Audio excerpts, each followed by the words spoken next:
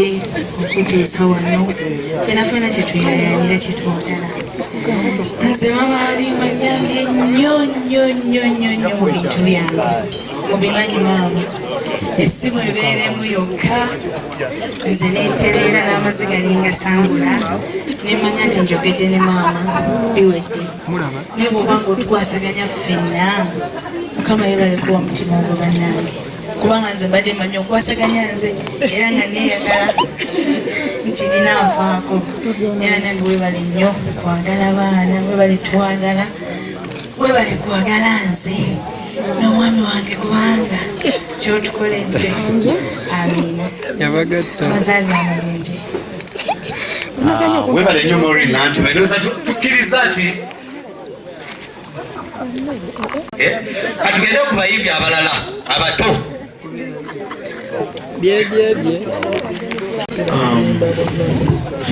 Abatandikirewa fukamire banange balamusiza mwena abali wano bampita Grade Official. Ndi musanyufu nnyo nyimire n'okuyemerera. Mami azieko maaso gaawo kubanga engeri y'obuto totera kundabako. Mami ndi obuto mbeera nnyo mbawusinkaseeyo nazalina. Mami nze okuva nga ndi muto nga ndi omukyalo mwana omutono twazinanga nnyo ennyimbazo empereezwa nga bakuba kibuuka amba yayise wano enfuufu ebamubbanga ng'empeera etandikirawo. To be honest with you guys, it's my first time to. It's like my. Mami nkumiteze emyezi mingi naye nga bw'omanyi nti oluusi oli oba mu bwangu naye mami wasangako n'oŋŋamba kana kwekulaba nnyo naye oba okola ki? Mami ndi muyimbi nakyali mu hasodo bamami yaŋŋamba kyonna simanyi dream yo simanyi eki naye kyonna kyokola keep it up, don't stop dreaming, genda maaso. Mami essaawa zino bansasula. Bansasula. Yes. Mami, happy birthday. Thank you. Happy birthday, God bless you. Thank you. Webale nnyo Grenade. China yabayi bwa bwebito naye katulaba omukulu ono ndowooza asinga mumanyi wuno wana batamuulyako ng'ayogera abiseeko kati kabadde. Yeah. Amesema mabulamu onsimunolyo akabiliti towandiki bulamu gwenkigambo olyomu. Aya basi mama nkwagala nnyo nkwagalira ddala era nkusabira mikisa gyokka. Abamu bagamba byennyimba tebabiwulira naye gwe wabiwulira era n'obyagala. Sikikira gwo wasookera ddala okunnyamba. Nze nali sirinnyako nnyonyi nga ngenda Amerika nti omwaka ogwo oguwedde maama wankubira akasimu era gwe wanzijuliriza empapula kubanga bingi nali sibimanyi nga ngenda mumiliyona. So nkwagala nnyo era nkwagalira ddala maama wange. Mukama akumpeera omukisa. Happy birthday mama, I love you so much. Aya basi.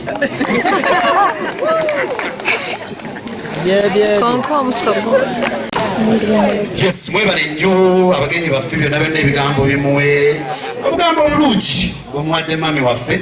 No, but the only time that I met her, Yanjagala, she was so welcoming. So, happy birthday. Otyo? For the speech period.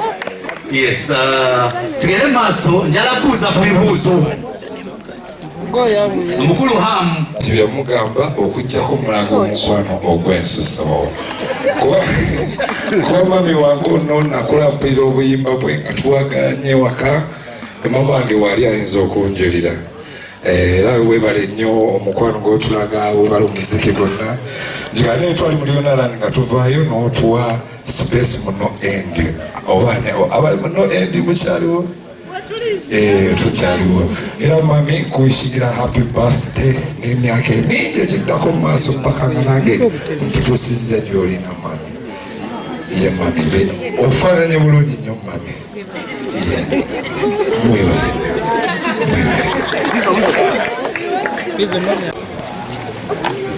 Mami, happy birthday. Bannange kantwala omukisa guno okwebaza mami webale kuba ekyokulabirako ekirungi kuba ffe abakyala tutya nnyo okwogera emyaka gyaffe ntegedde leero nti kirungi nnyo kyemmanyi tufukifunyeemu ekyokuyiga nze nno mami yeno first time yange okumutunulako mu maaso bwe nti namusisinkanako kwembase American Embassy nalina appointment sawa 5 netuka 5:30 kati nembeera awo kuba kati ffe tuba tetumanyikiddwa naye nga ntya mpulira njagala mubuuzaako ntya oba yakiraba atya oba ntya nampita nemubuuzaako nemugamba mintuuse leeti tugenda kukola tutya nanga nowe ziba nga bagambye 5 te nga ziri 5:30 tujja kuyingira nali ndi awo nenyingira kwegamba okwebaza mami kiriwo ekiti nti webale nnyo buli muntu mutwalanga waali ffe tuba tutya abantu nakula nkuwulira nina siri mwana muto nnyo naye nakula njagala nnyo ekimbeewo naye webale nnyo omuntu mutwalanga waali nomusembeza neyansa nnyo neyanseeke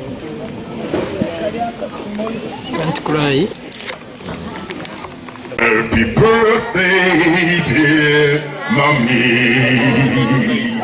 Happy birthday to you. Thank you. On behalf of the Ebonies, we want to congratulate you. 60 years is not an easy thing, banange. Abantu uba olinakwebasa Katonda okutuusa ku myaka egyo. So, and you're still going strong because I can see you only sweet 16. Era basobola okukuba ekidaala wano ekyamaanyi nnyo. So we congratulate you. Okuba nti Katonda akutuusa ku myaka egyo. I know that you're still looking as beautiful as ever. Many people might not know, but Halima is an Ebony because she acted with us a long time ago.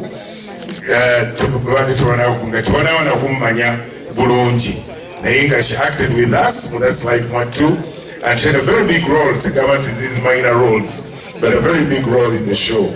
So, celebrating we wish you so many other birthdays ahead. Era nze nja kuba nze neeyama nti 75 years from now eyo nja kubanga nze ngitegeka yonna bajja kugirekera gitegeke yonna. But once again, we congratulate you. Thank you so much, and thank you for inviting us. Yes, mukulu bossa mukulu bamwita Joel Lisabirye. Joel Lisabirye kambayo ka brief history katono. Abamumanyi Peter FM ekitabo ky'omuziki. Before nga kuva radio ya Uganda yali ya mama waffe Halima Namakula. Najituza Capital Radio. It's not so easy. We thank you for your contribution to different aspects of Ugandan life. First of all, as the Ebony said, you were a very big TV star. Some also know you as someone who has contributed to theater. But for us who have spent quite some time in the media, we thank you for launching Beat FM, which has now become a powerful station in our market. Halima took me away from Sanyo FM where I was working and asked me to start Beat FM with her and her son. It was not an easy thing to do because Beat FM was a small station and Sanyo was a big and established station. but I decided to jump, and together we built something from scratch. And for all who have been following the media, the rest is history. Halima has very many qualities, as many people have said. One, she's a counselor. She's someone when you have some issues you can talk to and she can guide you. She's very welcoming. She doesn't segregate. She is also someone who wants you to get ahead. When her son was wedding in Miami, I took a plane to attend that wedding. My boss at Capital asked me, how can you fly thousands of miles for the wedding? And I said, this family means so much to me. And if it wasn't for Halima, I would not have become established in the media. Thank you very much, Mama Halima. Yes. That's true. Abachala mu ngeri ez'enjawulo naye kampeni ya focusingako kuba girondoola nga abakyala bangi mu Uganda balina obuzibu ne fistula. So saagala nnyo kwogera bingi kuba sigiri mu organization naye ntimanyiiko akatonotono. Bawawi boka bayigyogerere ani agenda okupresentera. Thank you very much. Good evening, everyone. To Mami Halima, we really want to say we love you so much and we want to appreciate you. You've inspired many of us. I'm called Judith Amongin. I work with one of the development agencies in the country, and we support Women at Work International. And I know Mama Halima as a very passionate person, especially when it comes to women's rights and empowerment and health. She's always walked with us. We walk kilometers just to make people know that there's fistula. We walk to make women smile.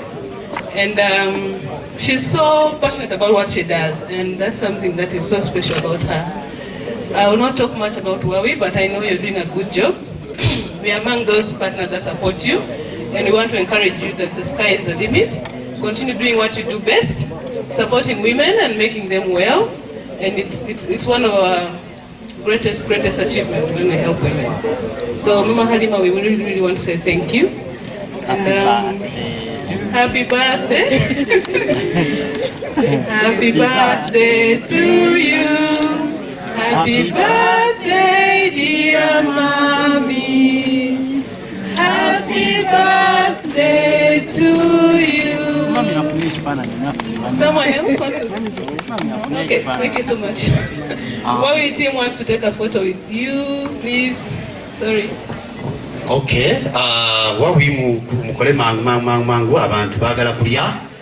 Tugere maaso tumaliza abantu abagenda okwogera. Kati nga Huawei bwe kubisa ekifaananyi ne maama waffe bakamera mwangu ndoze ekyo kimala kati. Huawei mwebale nnyo. Yajja n'angamba nti sirako muntu wakabingano nganzi. So n'angamba naye wendi katono nnyo ngenda kuddayo wa mu America. Naye bwe nnakomawo ngenda kugulawo studio ne radio ne TV. So bwe yakomawo I was about like 17, 18 roughly. N'angamba nti I opened up a studio, but because of school nayisobola genda mu studio. Yali ayagala nnyo mbeere nga tukolagana ffenna nga tukwataganya emiziki n'abayimbi abaali bayingiddewo nesobola kukikola ekyo kuba nalina okumaliriza okusoma. Bazadde baffe baali bakambwe nnyo. Bw'oba omanyi Tisekyanzi Elvis omanyi family gye tuvaamu baali bazibu nnyo. So negezaako kukola ki ekikwatira mu bbanga, naye radio bwe yabeerawo yampita. I was the first person he called. Nangamba nti badde nsaba ojje tukole ffenna. So I was a product of Beat FM nga tukyali eri waggulu eri ku No End Studios. Naye before Beat FM waliwo abayimbi bangi that I used to recommend, abayimbi nga Menton Chrono the late Wali kyaliwo ali mu US. Yeah, Menton Chrono Ne Megadi. Yeah, I was relating to Dennis Ruckler. Yeah, Dennis Ruckler and abayimbi abalala bonna. There's this friend of mine, they have a big studio. I think you should report, you should go there, and yeah, That's where I got into this family. So over the years, Hendi buli wabadajja nanchekingako. But buli wabadajja abadambuza muyimbi ki. So abamu ku bayimbi bembadde ngezaako okumuconnectingako besides Ugandans. Waliwo omuyimbi gwe bayita AY yankubira essimu because yali amanyi nti ndi wakabi wano. Studio yasooka okumbuuza ngende mu studio ki namugamba genda mu no end. Nakolagana ne Hemdi bwe bakwatagana ne AY muyimbi mu Tanzania okuva kati n'essaawa zino bakubira essimu bamukwano nnyo beeyambye ne bedevelopinga nga bo abali mu industry ya music. So kino kibagambye nti njagala bategeeza nti abayimbi bonna babaddewo before me oba before abayimbi bano abapya nti enkolagana yesinga obukulu. Nze Mama Halima byensobola omunyumyako bingi nnyo naye nga mbirabye bulabi. Ebintu byankoledde abikoze nga bikola mu busirise. Kuba okugenda ku Beat FM tekyali kyangu, yalina okubuuza ani oyo avaawa naye yasirikanga n'agamba oyo Bobby. Era n'olwaleero okujja n'agamba nti kyangu mutabani onyambe tukole birthday eno engalakabi nemugamba nja kuteekawo omubiri gwange. Nakikoze kubanga Mama Halima ffenna yatukuzizza kutuusa wano. Era njagala okwebaza Mama Halima n'okuba nti mu bantu bonna tuli badijje babeka mu Uganda tuli bangi naye walowoozezza nze wandowoozezaako nkwebaza era nga omubiri ndowooza okulaba gwakayiikawo omutintini naye bujja kweyongera gye bugenda. Tweyanza nnyo bannaye mwebale kujja mwenna bannamawulire abayimbi most of my friends the artists Wakipenda, Nina Rose, B2C, twebaza nnyo bannange mwebale kujja. Mama Halima, happy birthday, enjoy your beautiful night. Tilyakulimba, you still look like 20. Yes. You still look like 20. You're 20 years. Yes. My name is the illest DJ Bobby. Yes, thank you so much. Thank you so much, DJ Bobby. Doza sawa ya kulia ba tekaliko ebintu nga bina. Naye bwe twavaawo ne tufuna omukwano oguli nakyo utali pretense. Kubanga we had something in common as ladies. Ngandaba ina something special about her. Mukama nampa omukisa nantandika okubeera nga ntegeka kyoga. Nali mu British Council abamu bamukyajjukira. Nze nali principal private secretary wa Prince Charles Ngaze wa Uganda. Nengamba kintu kino nkikoze nti kanoonya ab'ekimbeeko bajje bankwatireko. Nemugamba jangu nkwatireko naga sijja bisobola bya kizungu nnyo nemugamba nti jangu nkwatireko. Kakati nenkola concept bali bagiyita bring the noise to Choga. Kubanga Choga mweyo bwe nagenda ogistadinganga buli kaseera ebeera ba presidents bajja ne beekalira ne bagenda. Nengalera ne Uganda begalire bagende. Kateekewo ekimbeewo hali mu lugambo otya. Nagamba kijja kukola nze kankunga abayimbi. Nandeetera Ragadi n'abalala. Kati omukolo gwa Choga mwe gwagendanga gutambula. Ne tukukolamu ekivvulu. Naye twali tetumanyi kigambo kivvulu ebiseera ebyo ne tumuyita bring the noise to the music, to the young people so that they can also experience Choga. Halima ne mugamba ujja kubeera curtain raiser wange. Nangamba excuse me. Okimanyi ekigambo curtain raiser kikitegeeza? I'm a star. Ne mugamba nkimanyi, that's why I want you to open the world to Uganda. Nangamba no, I can't. Ne mugamba Halima sijja kuteekawo bantu batategeerekeka bwe mmanyi. Ne mugamba omanyi kyenjagala obeere curtain raiser. Sijja nakiyita curtain raiser. Leka nkiyite bw'ojja okujja omukolo okugujjako akawuuwo. Njoo. Ne mugamba kubanga bwe tunaaba tutandika show yaffe. Footage yo gye bajja okuteeka ku international media. Bwe naakuteekako nga bimaze okugwamu supu. The music will not be selling, the event will not be selling. I am a marketer, I want you to help me to unveil the music to the world. Nangabakale yakuba ennyimba ensi yonna abaana bonna ne bagwedda. Yajja ayambadde ekyambalo kyali kirungi nnyo nga mulaba wano bwayambadde kyenjagala okubagamba ko Halima, music doesn't mean that you have to be naked on stage. She came dressed elegantly. Obani yamutungira samanya nga yambadde ekintu kiriko bendera za Uganda nezakyuka mubega nekirabika bulungi ne balyoka bamuteeka ku BBC ne bamuteeka ku CNN ne bamuteeka ku buli kimu kyonna kyonna ekyafuba ku lunaku olwo. Nankubira ku makya naŋŋamba olina nno kewanjigiriza okubeera katenreza si kibi. Kati awo ne tuvaawo ne mugaa nti akulina no tonvaako nenkola concept endala bali bagiyita meaning words and pictures. Words and pictures nga njagala abaana abannayuganda abalina kye baagala okwolesa bajje bakyolese tusobole okuba nga tufuna talent empya abaana tubawe music career ennungi. Ne tubatwala n'ebungereza ne tubasomesa mwabo mwalimu GNL Zamba Kigozi Navio Zenson Senkaba because of his art, Alex Muhanji never artists abalala comedians ne tutondawo an industry for comedians in a fashion and what samuleka ne mugamba beera nange tubeera naye ne tuko okuparentinga muwala wange nga njagala kubasomere kuno bagende ebwero nangamba omwana muteese egende emulere kuba bwona obeera naye tajja kusobola kukulaakulana. Omwana ne muta emyaka 16 nagenda Bungereza mu boarding school n'asoma ali awo njagala mundabire. Angelica, please get up and I introduce you to my friends.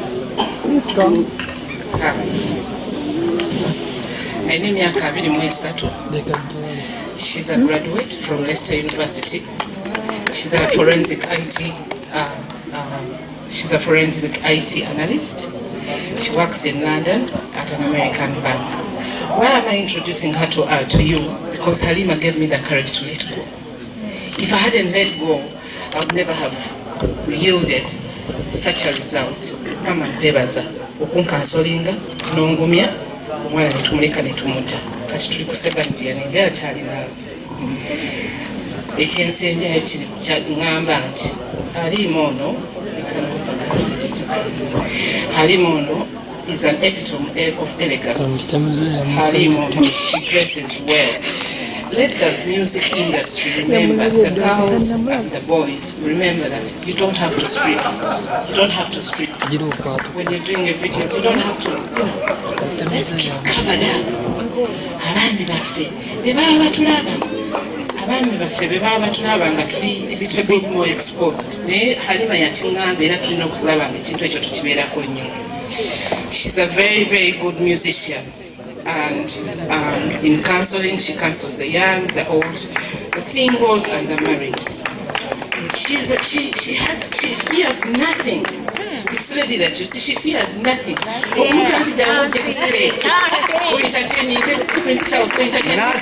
fears nothing. But also, when we are going to presidential advisor, there is a time for everything. Halima, she's an advisor in herself. She's a president of her grandchildren. She's a president of her daughters-in-laws. She's a president of all the musicians around here. And you're at age 4, but the time is coming for other things to be honored to her. All right, the real ones, the real musicians.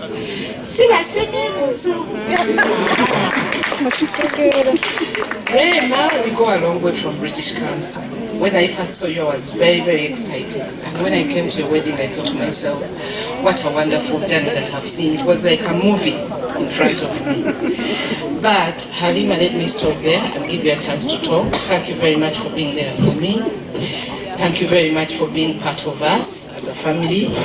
Nze gwe mulaba wano njogera Oluganda, naye siri Muganda as such, nakulira mu Buganda, naye nze Bakabaali. Kati bwe mbeera naye abeera ngamba oli Muganda oba oli Muganzi ni Muganda tofaayo. Bwe bali okutubeererawo, mwena mwe bali nnyo okujja. This was a very short notice.